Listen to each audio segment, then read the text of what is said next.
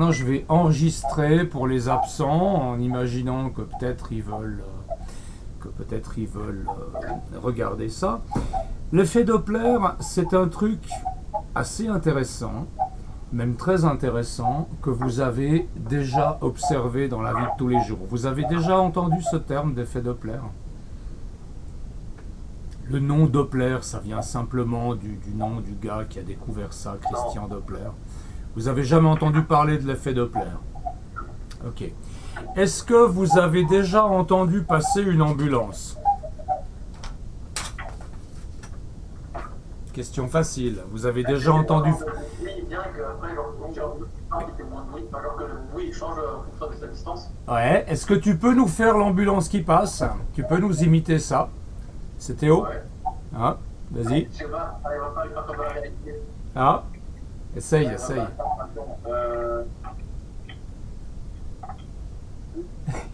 Oui, oui, oui, Alors, au début, quand l'ambulance s'approche, ça fait pas pom, puis quand elle s'éloigne, ça fait pas pom, pom. Hein? C'est plus grave. Ou alors, même histoire, vous prenez une voiture qui passe à votre hauteur sur la route, ça fait ioum. D'accord? Donc vous avez une fréquence aiguë au départ quand la voiture s'approche et plus grave à la fin. Alors ça, c'est dû à quoi? Hein? On peut regarder le petit dessin qui est ici, mais je vais peut-être le refaire, le petit dessin. Ok? Je vais ici mettre une route. Attendez, je vais tourner ma caméra. Voilà. Je vais faire une route. Et puis, je vais faire un objet qui se déplace à vitesse constante le long de cette route. Alors ça, on va dire que c'est l'ambulance, par exemple. Ok? Et puis, on va supposer que cette ambulance, en passant, elle émet des sons. C'est ce qu'elle fait. Alors, les sons, ils vont générer des fronts d'onde. Okay. Donc là, l'ambulance, elle va émettre un son de cet endroit-là. Le son va se propager autour d'elle. Et puis, quand elle sera un peu plus loin, le son qui est là, il sera allé plus loin. Ok. Et puis, le son qui est émis par l'ambulance à ce moment-là, il va former un cercle comme ça. Et à l'étape suivante, l'ambulance, elle va émettre un son. Le son d'avant, il est devenu plus grand. Le front d'onde d'avant, il est devenu plus grand. Alors, c'est compliqué à dessiner ce genre de truc. Donc, je vais revenir à mon dessin de tout à l'heure. Pour finir, vous avez une situation comme ça. Les ondes qui sont vers l'avant, elles ont des crêtes qui sont plus proches. Pourquoi est-ce que les crêtes sont plus proches? Parce que l'ambulance, elle a avancé entre l'émission de cette crête-là et l'émission de cette crête-là, par exemple. Okay? L'ambulance, elle s'est rapprochée, et donc les crêtes des ondes sont arrivées à vous plus rapidement que les crêtes des ondes derrière l'ambulance. Là, comme l'ambulance, elle se déplace, les ondes, elles partent vers l'arrière, mais elles partent toujours d'un peu plus loin. Et donc, les ondes qui sont vers l'arrière, elles sont moins condensées. Vous comprenez ça? Allô? Ouais. Ok. Voilà. Donc maintenant, si on regarde ces dessins-là, ça c'est les formes d'ondes. Donc ici, on a entre deux crêtes une grandeur qui est la longueur d'onde. Vous voyez que la longueur d'onde ici, elle est beaucoup plus faible, la longueur d'onde devant l'ambulance, elle est beaucoup plus faible que la longueur d'onde derrière. Okay? Et est-ce que vous vous souvenez de la relation entre la longueur d'onde et la fréquence? Vous vous souvenez qu'on avait calculé la vitesse d'une onde et on avait vu que la vitesse d'une onde, c'était la distance sur le temps, c'est-à-dire la longueur d'onde sur la période. Et comme la période, c'est l'inverse de la fréquence, ça vous donne lambda fois la fréquence. La fréquence, je l'appelle nu ici. Hein. Donc ça veut dire que si vous avez une longueur d'onde lambda, eh bien la fréquence associée, c'est C sur lambda. La seule chose que je veux vous montrer avec ça, c'est que si on a une longueur d'onde plus faible, ça veut dire une fréquence plus élevée. Okay. Et si vous avez une longueur d'onde plus forte, eh bien C sur lambda, ça vous donnera une fréquence plus faible. D'accord?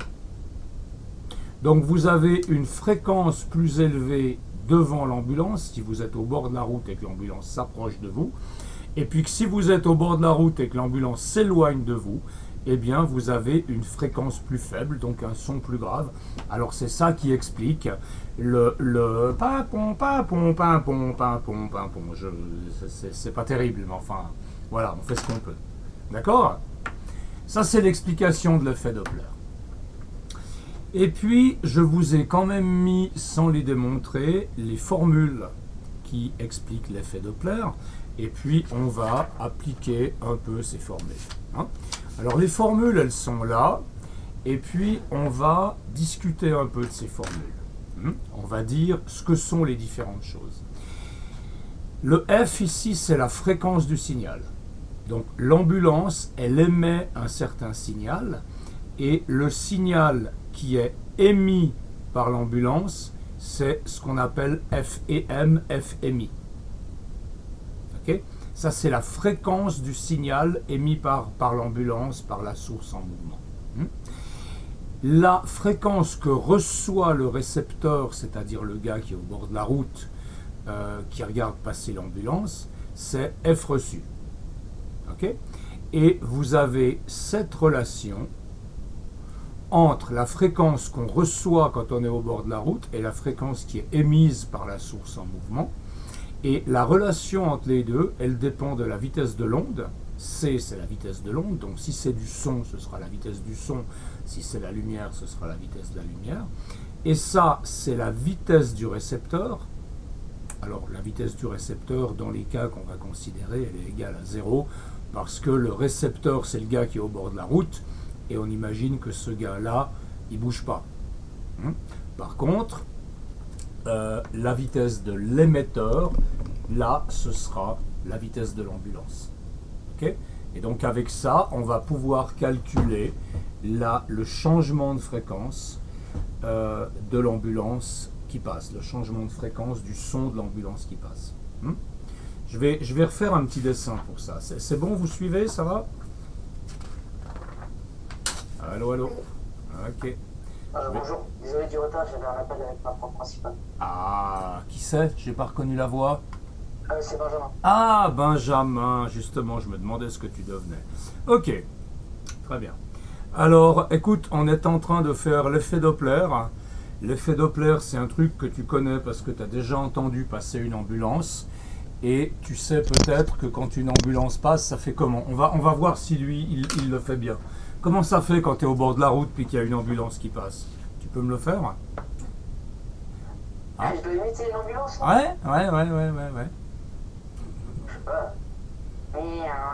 Voilà. Ouais, mais quand l'ambulance passe devant toi puis qu'elle s'éloigne, ça fait une différence? Au début, non. On l'entend fort quand même. Enfin, après, ça s'éloigne, mais. Ouais, mais bon. Oui, après, alors, oui, s'éloigne, mais on entend toujours le même son. Essaye de m'imiter le son d'une voiture qui passe à fond devant toi. Ça fait comment?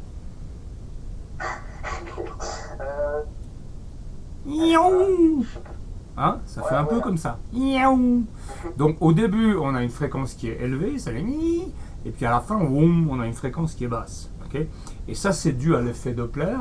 C'est dû, comme j'expliquais à tes petits camarades, que quand l'ambulance, voilà, c'est un camion de pompiers, quand il s'approche de toi, la position de la source sonore, elle s'approche de toi, et donc ça va causer un rapprochement des maxima de l'onde, donc la longueur d'onde va être plus faible, donc la fréquence va être plus élevée, donc quand l'ambulance s'approche de toi, tu entends un son plus élevé, puis quand l'ambulance s'éloigne, tu entends un son de fréquence plus faible. Donc c'est pour ça que ça fait papon, papon, papon, papon, puis après ça baisse. Ok, je suis désolé pour l'imitation de l'ambulance, je sais pas... Je me suis pas longtemps entraîné, désolé. Alors, on a donc cette formule où la fréquence reçue, elle est donnée par C moins la vitesse du récepteur sur C moins la vitesse de l'émetteur fois la fréquence émise. Ça, c'est notre formule pour l'effet Doppler. Et faisons notre petit dessin. Ici, on a l'ambulance avec sa sirène. Ok. Et puis, ici, par exemple, on a un observateur qui voit cette ambulance arriver. L'ambulance, elle a une certaine vitesse. L'observateur, il est au repos. Ok. Toutes ces valeurs, elles correspondent à quoi? La fréquence reçue, c'est la fréquence qu'entend le gaillard qui est au bord de la route. La fréquence émise, c'est la fréquence que l'ambulance émet. C'est-à-dire que si vous arrêtez l'ambulance et que vous écoutez la sirène, vous entendez la fréquence correcte de l'ambulance. C'est uniquement quand l'ambulance bouge que ça change. Et puis, on a la vitesse du récepteur. Donc, la vitesse du récepteur, ce serait la vitesse de l'observateur qui est là au bord de la route s'il bougeait. Évidemment que si non seulement l'ambulance arrive vers vous, mais qu'en plus vous vous déplacez rapidement vers l'ambulance, ça va augmenter l'effet. Mais ici, on considère que la vitesse du récepteur, elle est nulle pour simplifier. Ok. Et puis, la vitesse de l'émetteur, c'est la vitesse de l'ambulance qu'il faudra évidemment exprimer en mètres secondes. Ok. Alors maintenant, je voulais vous faire un petit exercice avec ça. Petit exercice que j'ai amoureusement préparé pour vous, qui est à la page 39. Ok. Vous avez une ambulance qui roule à 108 km/h et sa sirène émet à l'arrêt un signal bitonal. Un signal bitonal, c'est pimpon, pimpon, pimpon, à 400 et 600 Hz. Ça, c'est les fréquences émises. Donc, on a deux fréquences émises. Ça, c'est la fréquence émise 1, on va dire. Et ça, c'est la fréquence émise 2. D'accord ? Ensuite, qu'est-ce qu'on vous donne comme autre indication dans cet exercice? Cette vitesse-là, la vitesse de l'ambulance, ça correspond à quoi? On avait la vitesse de l'émetteur, la vitesse du récepteur. Allô, allô, vous avez de nouveau tous coupé vos micros. Allô? S'il vous plaît, dites quelque chose. Vous êtes là ou pas? Ou vous êtes plus là? Oui, pardon. Ah, vous êtes là. Mais dites quelque chose. Alors, la vitesse de l'ambulance, ça, c'est la vitesse de l'émetteur. Ok? Et cette vitesse de l'émetteur, on va directement la mettre en mètres secondes parce que là, on est en km/h, c'est pas bon. Ok? Et 108 km/h, ça fait 30 mètres secondes. Vous divisez par 3,6, ça fait 30. Ok? Et alors maintenant, qu'est-ce qu'on va utiliser comme formule? Eh bien, on va utiliser la formule qu'on a vue tout à l'heure, c'est-à-dire que la fréquence reçue par l'observateur qui est au bord de la route, c'est égal à la vitesse du son moins la vitesse du récepteur sur C moins la vitesse de l'émetteur fois la fréquence émise. Alors maintenant, je peux remplacer mes valeurs là-dedans. Il faut évidemment connaître la vitesse du son. Vous vous souvenez de la vitesse du son?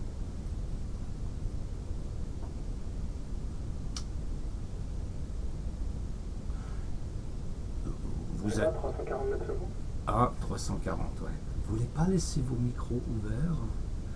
Donc là, on aura 340 moins 0 parce que le récepteur qui est au bord de la route, on considère qu'il ne bouge pas. Et ça, ce sera divisé par 340 moins la vitesse de l'émetteur, et la vitesse de l'émetteur c'est 30 mètres secondes. Hein, il faut bien qu'on soit en mètres secondes pour que ces deux choses-là soient dans les mêmes unités. Et tout ça, c'est fois la fréquence émise. Alors, la fréquence émise, c'est 400 ou 600. Okay, on a dit 400 ou 600. Faisons le calcul avec 400, et puis à côté, on fera le calcul pour 600. Si on fait le calcul avec 400, ça, c'est la fréquence reçue 1, et ça, c'est la fréquence émise 1. Okay, on fait le calcul, ça va vous donner une fréquence plus grande ou plus petite que 400 ? On est à 340 divisé par 310, ça fait 1,09. Ça fait 1,096 fois 400. Ça me donne 438,7 Hz. Vous voyez que ça vous permet de calculer le changement de fréquence du 400 Hz de l'ambulance quand elle s'approche vers vous. Okay, et puis vous pouvez faire le même calcul avec 600. Donc la fréquence reçue 2, c'est C moins V sur C moins VM par F émis 2. Et donc vous faites le même calcul avec 340 moins 0 sur 340 moins 30 fois 600. Et ça vous fait 658 environ. 658 Hertz. Okay, donc pour 400, vous entendez 438. Pour 600, vous entendez 658. Donc la fréquence du son est augmentée. Le son est plus aigu quand l'ambulance se rapproche. Ok ? Et puis maintenant, on peut regarder quand l'ambulance s'éloigne. Ok ? Alors, quand l'ambulance s'éloigne, je ne vais pas passer 3 jours dans les histoires de signes, mais ce que vous devez faire, c'est prendre une vitesse de l'émetteur qui est négative. Donc là, vous prendrez 30 mètres secondes pour illustrer le fait que l'ambulance, elle s'éloigne de vous. Okay, vous prenez une vitesse négative. Et puis là, vous aurez la fréquence reçue 1 qui sera C, donc 340, divisé par 340. Maintenant, la vitesse, je l'ai mis en négatif. Donc, au lieu d'avoir 340 moins 30, j'aurai 340 plus 30 fois la fréquence de 400. Alors 340 sur 340 plus 30, c'est-à-dire 370, ça fait 0,91. C'est juste 340 divisé par 370, oui, ça fait 0,9189. Et si je multiplie ça par 400, ça fait environ 367 Hz. Ok. Et puis, si je calcule pour la fréquence reçue 2 avec cette même quantité-là, fois 400, divisé par 400, divisé par 400, voilà, maintenant je fais fois 600, et bien ça me donne 551,3 Hz. Et donc, la fréquence, quand l'ambulance s'éloigne, elle a diminué. Ok ? Je sens que ça vous passionne à cause du bruit que vous faites.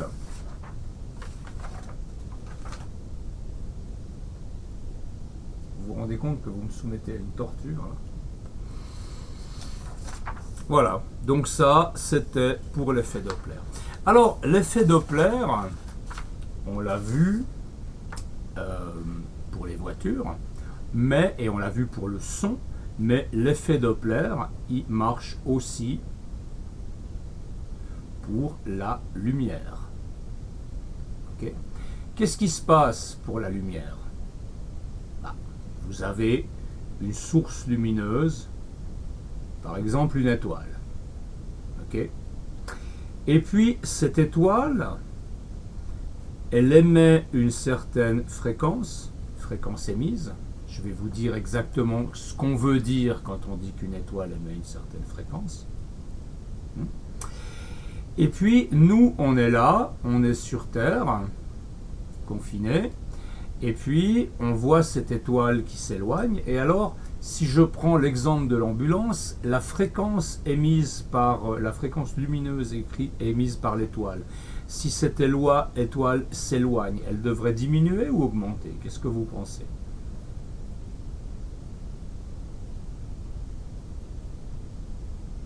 Vous pouvez répéter, j'ai pas bien compris. Alors, dans le cas de l'ambulance, quand l'ambulance s'approche de toi, la fréquence du son que tu perçois augmente, elle est plus élevée que la fréquence émise par l'ambulance. Et puis quand tu es là et que l'ambulance s'éloigne de toi, eh bien la fréquence que tu entends, elle est plus faible que la fréquence émise par l'ambulance. D'accord?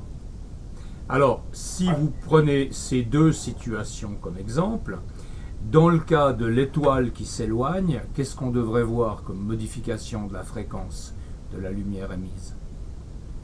Elle devrait baisser. Elle devrait baisser. Okay. Donc cette fréquence émise, elle va baisser. Okay. Et ce phénomène, il porte un nom qui est relativement connu, je ne sais pas si vous l'avez déjà entendu. En français, ça s'appelle le décalage vers le rouge. Vous avez déjà entendu ce terme ou pas? Non. Et en anglais, ça s'appelle le redshift. Et en français, on dit souvent redshift, parce que c'est quand même plus facile à dire que décalage vers le rouge. Ça veut dire la même chose, hein. Red c'est rouge, shift c'est décalage. Okay. Ça veut dire que la fréquence, elle glisse vers le rouge. Ça veut dire quoi qu'une fréquence glisse vers le rouge? Hein. Regardons un tout petit peu le spectre de la lumière. Je vous avais déjà montré ce genre de choses. Le spectre de la lumière, c'est tout ce qui va des rayons gamma, qui sont les rayons à plus haute énergie, jusqu'aux ondes radio, qui sont les ondes à plus faible énergie. Et puis là, quelque part dans ce spectre du rayonnement électromagnétique, on a un tout petit intervalle de ce spectre, qui est la lumière visible. Pourquoi est-ce que c'est comme ça? C'est parce que nos yeux ont la capacité de voir une largeur limitée de ces ondes-là. Okay, on ne peut pas tout voir, il n'y a aucun appareil qui voit tout. Quand on veut faire des analyses au rayon X, on prend des détecteurs à rayon X. Si on veut analyser dans les micro-ondes, on prend des détecteurs à micro-ondes. Il n'existe aucun appareil qui voit toutes ces ondes-là. Okay, mais dans la lumière visible, vous voyez que ici, les longueurs d'onde, elles augmentent vers la droite. Okay, et donc, ça veut dire que dans ce sens-là, les fréquences diminuent. Okay, et qu'est-ce que vous voyez comme couleur ici? Ben, c'est du rouge. Okay, là, c'est du bleu, là, c'est du rouge. Donc, quand on va en direction du rouge, ça veut dire qu'on a des fréquences qui diminuent. Et c'est pour ça qu'on appelle ce phénomène le décalage vers le rouge. Parce que une lumière qui est émise, par exemple, comme une lumière jaune, eh bien, si elle est émise par une étoile qui se déplace à une grande vitesse, vous allez la voir rouge. Si c'est une lumière bleue qui est émise, vous allez peut-être la voir vert ou jaune ou rouge, ou encore plus bas dans le spectre. Okay, ça dépend de la vitesse de l'étoile. Mais ça, c'est un truc qui est extrêmement important en astrophysique, parce que c'est ça qui nous permet de déterminer la vitesse à laquelle les étoiles s'éloignent de nous. Et c'est avec ça qu'on a pu remarquer que plus les étoiles sont lointaines et plus elles s'éloignent vite. Donc c'est là, c'est de ce phénomène-là que vient l'idée de l'expansion de l'univers. Ok ? je vous sens palpiter. Vous palpitez? Ah oui, je palpite. Tu palpites, mais j'en étais sûr. J'en étais sûr. Ok. Alors, qu'est-ce qu'on va faire? Je suis un peu embêté avec cette classe qui dit rien. Je sais pas trop comment je dois vous traiter. Vous voulez qu'on essaye de regarder une petite vidéo sur le Redshift? Ce serait peut-être pas mal. Hein? Allez, vous voyez mon écran là? Oui. Vous voyez l'avion? Ok. Alors, on va essayer de trouver une petite vidéo sur le Redshift. Je suis désolé, j'ai pas préparé ça avant. Vidéo. Alors, évidemment... Oh, qu'est-ce que c'est que tout ça? Tuto Redshift. Qu'est-ce que c'est? C'est un autre truc, hein? Ok. Allez. Décalage vers le rouge. Je pense pas qu'on aura un soft qui s'appelle décalage vers le rouge en français.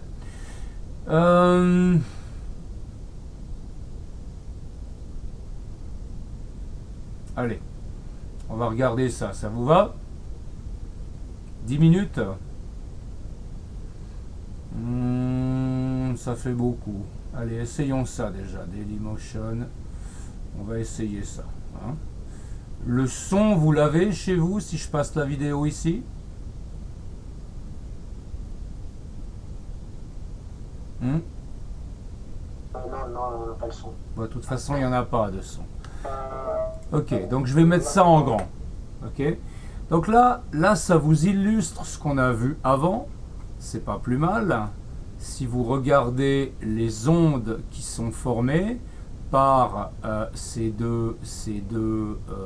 par le camion de pompiers et la voiture, quand elles sont à l'arrêt, on voit la même fréquence. Et vous voyez ici que devant le camion de pompiers, les fronts d'onde sont plus rapprochés. Derrière, ils sont plus espacés. Ok, raison pour laquelle on va percevoir une fréquence plus élevée quand l'ambulance s'approche. Alors, il en est de même pour la lumière. Arrêtons-nous là un moment. Là, vous avez le spectre visible qui va du violet jusqu'au rouge. Ok. Et ça, c'est par exemple la lumière du soleil. La lumière du soleil, ça vous donne un spectre qui est un peu comme ça, où vous avez un mélange de toutes les couleurs. Alors, voilà. Et donc là aussi, bon, c'est pas très évident ce qu'ils ont fait. Là, ils veulent dire si la source se rapproche. Attendez, je reviens en arrière. Si la source se rapproche, là, si ça se rapproche, ici, on a un décalage vers le bleu. Ok, c'est l'effet opposé. Et puis, si la source s'éloigne, on a un décalage vers le rouge, donc une diminution de la fréquence. Okay. Et dans l'univers, il n'y a rien qui s'approche. Enfin, il y a des choses qui s'approchent peut-être localement, mais à grande échelle, tout s'éloigne de tout. Okay. Et alors, qu'est-ce qu'on a fait? Eh bien, on a observé des étoiles, et puis on a regardé quelle aurait dû être la fréquence de la lumière émise par ces étoiles, et puis on a observé quelle est la fréquence qu'on reçoit effectivement, et puis de ces deux fréquences, en comparant ces deux fréquences, on a pu calculer la vitesse à laquelle l'étoile s'éloigne de nous. Alors c'est un tout petit peu plus compliqué que ça, et c'est maintenant que j'aimerais qu'on en vienne à un exercice palpitant qui est à la page 39. Donc ça, je vais arrêter, on en a assez vu. Comment est-ce que je ferme ce truc?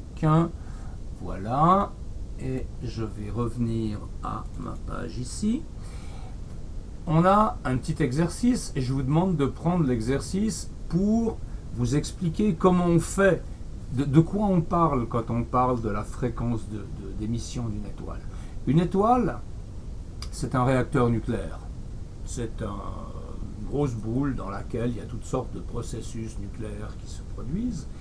Et il y a toutes sortes d'éléments chimiques à l'intérieur, parce que l'étoile s'est formée à partir des restes d'autres étoiles, donc il n'y a pas que de l'hydrogène.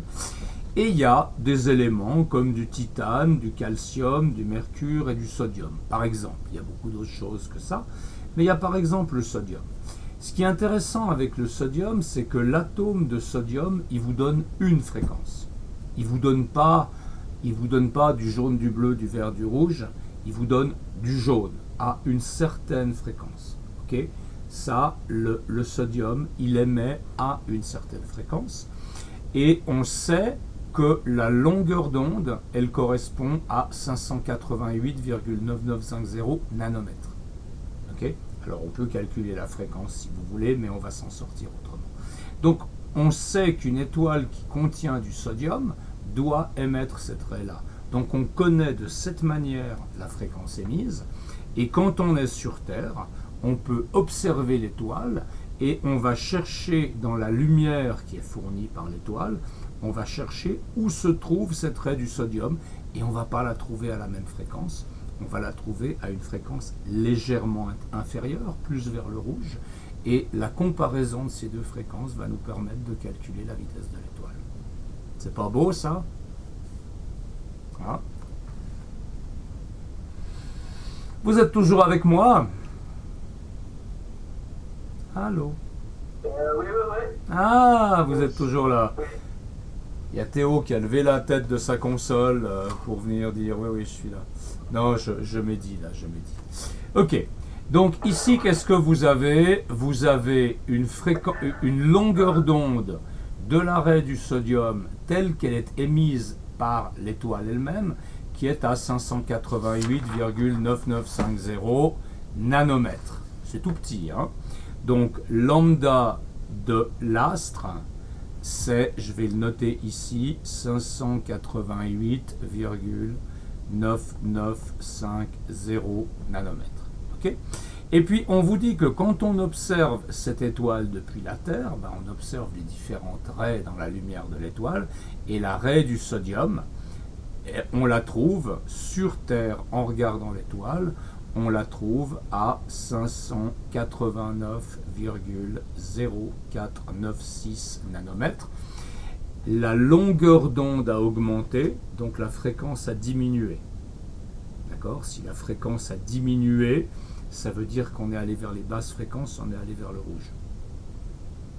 Ok? Alors comment est-ce qu'on va faire maintenant pour calculer la vitesse de cette étoile? Parce que la formule qu'on a, c'est f reçu est égal à c moins vitesse du récepteur sur c moins vitesse de l'émetteur fois fréquence émise. On a ça maintenant à disposition. Et comment est-ce qu'on va se débrouiller avec ça pour déterminer la vitesse de l'étoile? Ah.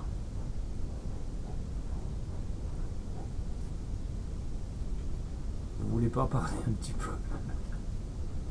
Ok. Donc, regardons ce que sont les différentes choses. C, c'est quoi? C, c'est la vitesse de l'onde. Dans ce cas-là, c'est une onde lumineuse. Donc là, c'est la vitesse de la lumière. C'est 3 fois 10 puissance 8 mètres secondes. 300 millions de mètres secondes ou 300 000 km à la seconde. D'accord? Ça va? Ensuite, la vitesse du récepteur. Le récepteur, il est sur Terre. Eh bien, on va dire que la Terre, pour nous, elle est immobile. On se place dans un référentiel fixé à la Terre. Et dans ce référentiel, on va essayer de calculer la vitesse de l'émetteur. Okay, donc la vitesse de l'émetteur, c'est la vitesse de l'étoile. Et cette vitesse, on va la prendre négative parce que l'étoile s'éloigne de nous. Donc si on veut obtenir une valeur positive, on va simplement changer de signe. C'est un peu... Les signes, c'est le truc emmerdant dans l'effet Doppler. Okay, de trouver les bons signes, surtout quand on a des mouvements relatifs où le récepteur aussi bouge, c'est pas toujours évident. Mais bon, je vous le dis, là, ça s'éloigne, donc le V et M est négatif. Donc nous, comme on veut une valeur positive, eh bien on va changer la valeur du signe là-dedans, et puis voilà. Et puis, la vitesse du récepteur, elle vaut 0. Ok ? Mais maintenant, on a encore un problème, c'est que ici, on a les fréquences reçues et émises, et là, on a les longueurs d'onde. Donc comment est-ce qu'on va faire? On en a déjà parlé avant. Vous avez une idée pour savoir comment on va relier les fréquences et les longueurs d'onde? Vous vous souvenez de la relation qui est entre les deux? Allô, allô, pas tous à la fois.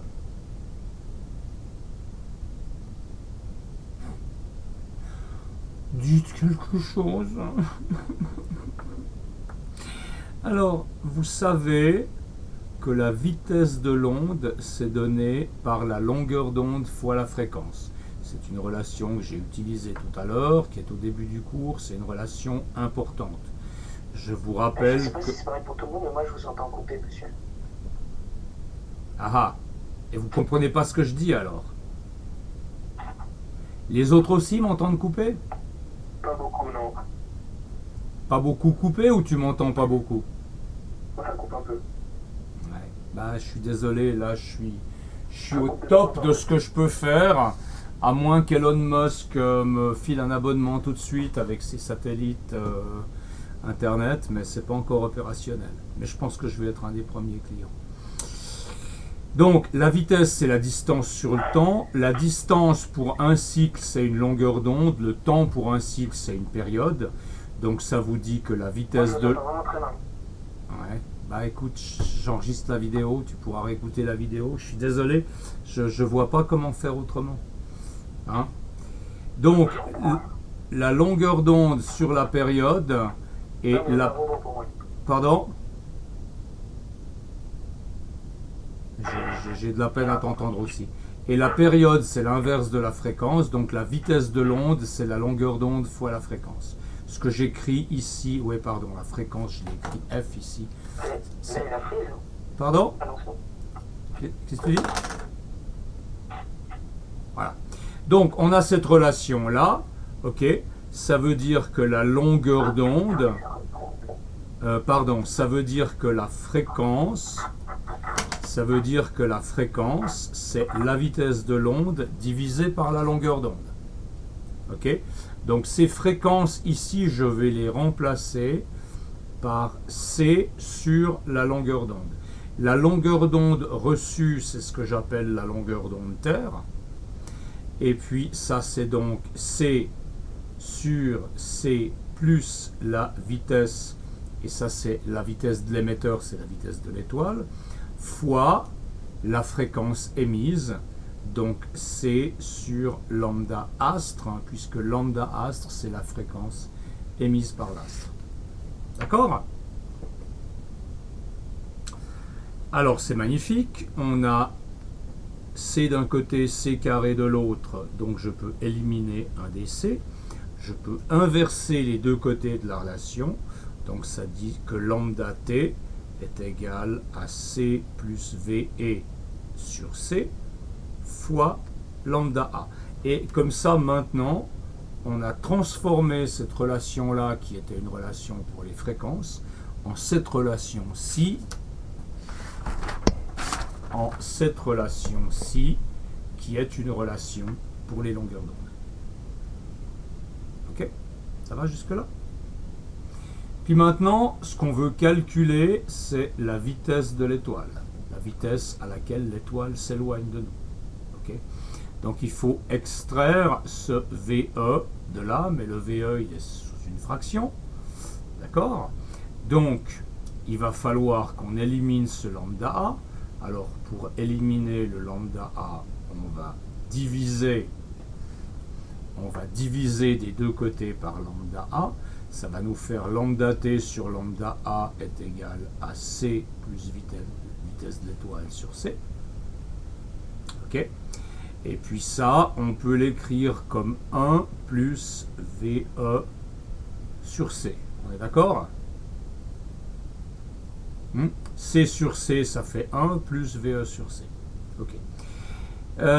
Maintenant, ce ce C là, il m'embête, j'ai pas envie d'avoir de truc au dénominateur. Donc ce que je vais faire, c'est que je vais barrer ce C, je vais multiplier par C partout. Là ça fera C, là ça fera C, et là il y aura un C. D'accord? Donc pour finir, je vais avoir que VE ici, ce sera égal à C fois lambda T sur lambda A, moins C, parce que là on a C qui passe de l'autre côté, ça fait moins C. Et ça je peux l'écrire comme C fois lambda T sur lambda A, moins 1. D'accord? J'ai un peu peur de vous avoir perdu. En plus, je vous entends plus, donc c'est tout à fait dramatique. Mais on va quand même essayer. Alors maintenant, il faut calculer. Le C, c'est 3 par 10 puissance 8 mètres secondes, c'est la vitesse de la lumière. Lambda T sur lambda A, il faut que je le calcule. Lambda T, c'est 589,0496 et ça je divise par le lambda A qui est 588,9950, ça me donne 1,0009, je fais moins 1, ça me donne 0, ça me donne 9 par 10 moins 5. Ok, et donc là, pour finir, mon calcul, c'est 3 par 10 puissance 8 fois ce truc-là, qui vaut 9,27 par 10 moins 5. Si vous ne croyez pas, c'est là. Voilà. Et maintenant, je fais ce calcul fois 300. Et ça me donne 27 000, environ 27 810 mètres par seconde. Alors, c'est plus des vitesses de petites filles, c'est la vitesse d'éloignement d'une étoile relativement distante de nous. Okay, et si je fais ça en km/h, ça me donne environ 100 000 km à l'heure. D'accord?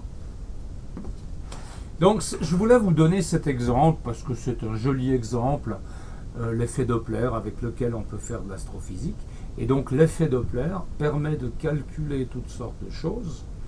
Il permet de calculer notamment à quelle distance se trouve une étoile et à quelle vitesse elle s'éloigne de nous. Parce qu'il y a une relation entre la distance d'une étoile et la vitesse à laquelle elle s'éloigne. Plus les objets sont distants, plus ils s'éloignent vite. Okay, donc calculer la vitesse d'une étoile, ça permet de connaître sa distance aussi. Et ce genre d'outil a été très utilisé dans l'étude de notre galaxie et de l'univers en général. Réaction, commentaire? Non? Oh là là là là là là, vous voulez pas ouvrir vos micros? C'est pas vrai. Vous êtes où? C'est où le mythe? Mon frère, il aime bien vos deux caméras. Votre frère, il aime bien quoi? Ton frère, il aime bien quoi? Ah? Vous avez deux webcams, non? Ah, j'en ai 3. Waouh, voilà, mon frère et moi, c'est ouf, monsieur, c'est ouf. Je vois que mon exercice vous a vraiment intéressé, mais si mes webcams vous intéressent plus que mon exercice, je peux vous montrer comment c'est fait. Il faut juste pas trop que je tire. Vous voyez, là j'ai un bras qui est une ancienne lampe de bureau récupérée. Sur ce bras, il y a une caméra avec laquelle vous voyez ma tête et une caméra qui filme ma feuille. C'est incroyable, hein? Mais moi, je me sens mieux comme ça qu'avec OpenBoard et des trucs comme ça qui plantent tout le temps et puis c'est lent et ça m'énerve. Voilà, alors je rebranche l'alimentation. Donc c'était un petit exemple sur l'effet Doppler pour vous expliquer son rôle en astrophysique. Il faut quand même que je vous dise une chose pour pas que vous alliez répéter et puis qu'après qu'on vous dise ouais qui c'est qui t'a dit ça, ouais c'est Lucchesi et tout. En astrophysique, c'est pas quand on considère l'expansion de l'univers, on considère que c'est l'espace lui-même qui gonfle.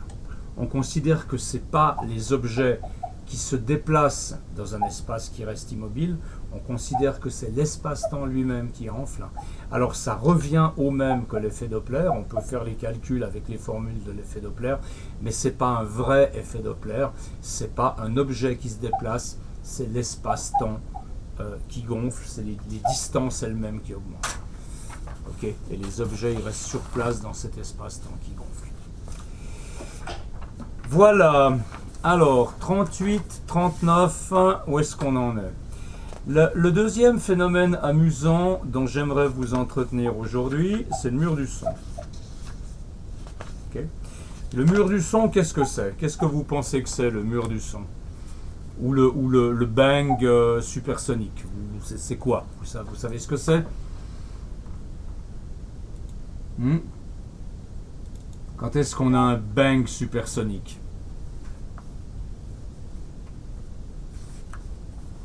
Allô? C'est pas quand il y a quelque chose qui dépasse la vitesse du son. Voilà. C'est quand on a... Alors, c'est le cas général pour une onde, c'est pas que pour le son. Il y a ma caméra qui fait grève, là. Brigitte, voilà. Ok.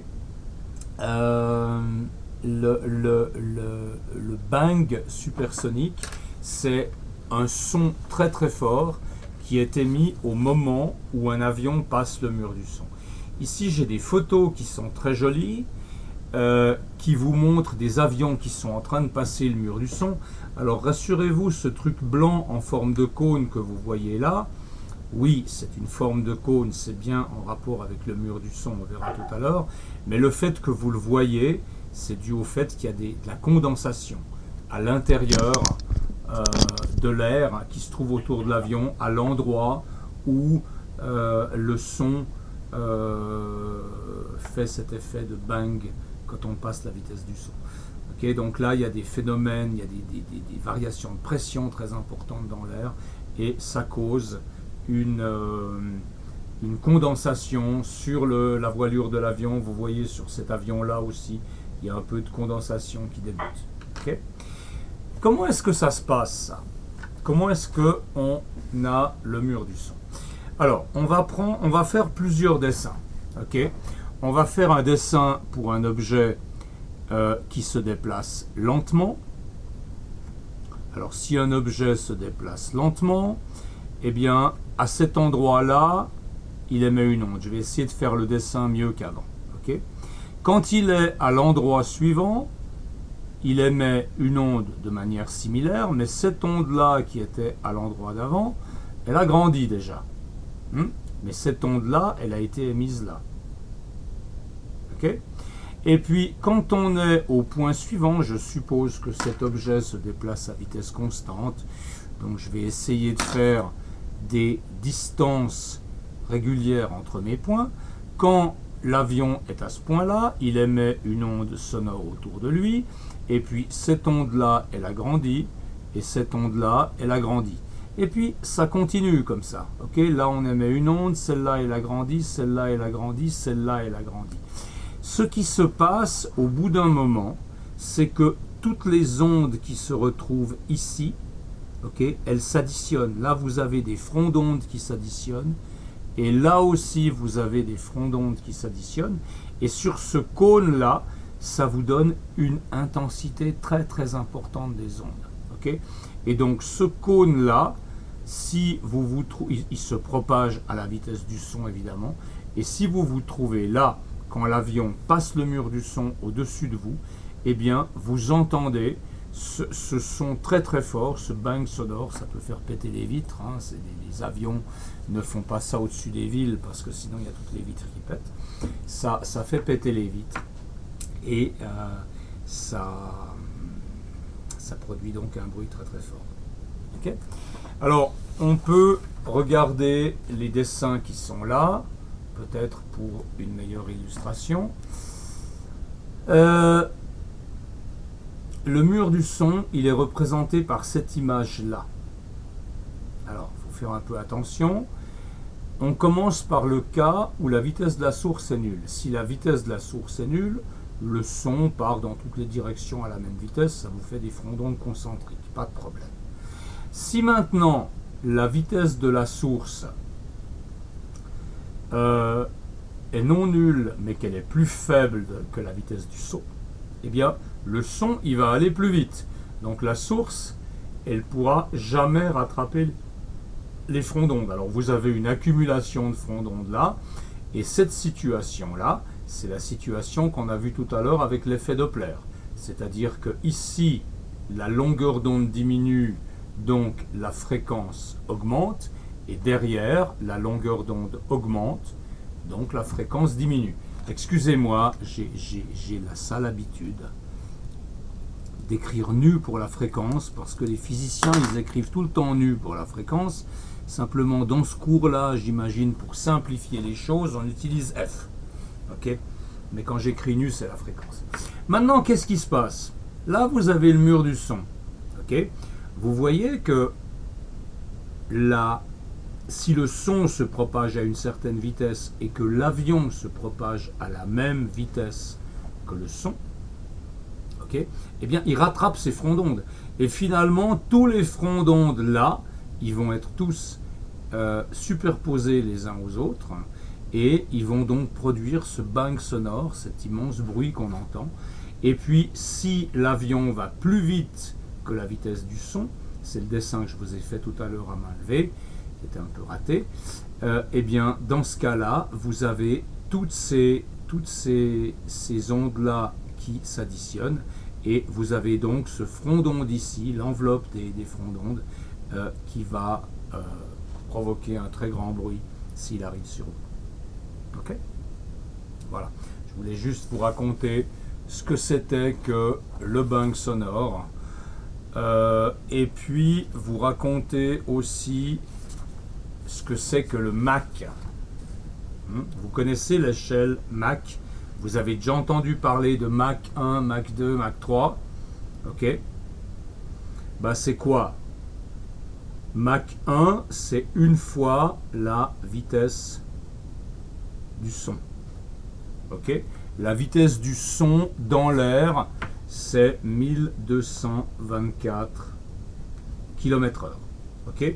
Donc Mach 1, c'est 1224 km/h. Maintenant, on peut prendre un exemple d'un avion. Allez, prenons un avion pour rendre ça un peu plus vivant. Prenons le, je sais pas, le F-22. Voilà. Le F-22, il va à quelle vitesse? Tac, tac, tac, tac. Papapam. Alors, j'ai pas la vitesse. J'ai pas la vitesse. Ah, voilà. 2000, ah bon, il y a le résultat là, 2410 km/h. 2410 km/h. La question c'est, ça vaut Mach combien?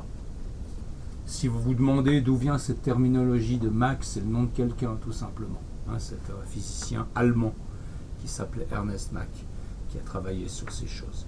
Alors, 2410 km/h, c'est Mach combien? Eh bien, vous prenez 2410 km/h, vous divisez par la vitesse du son qui est de 1224 km/h. Je vais remettre là, voilà.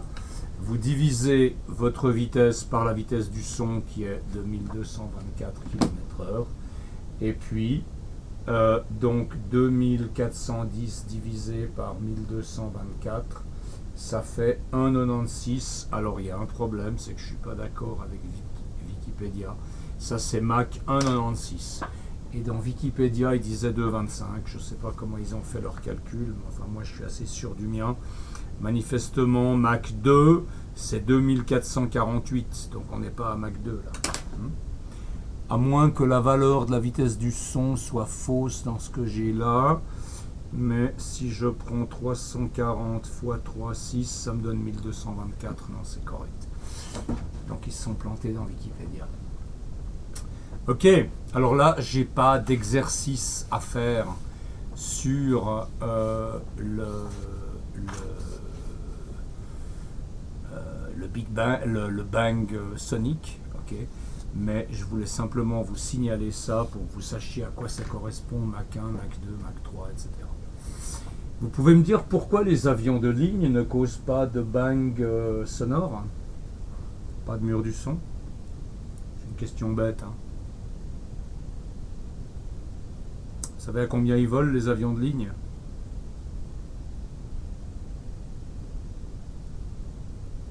Allô? Ah, c'est dur.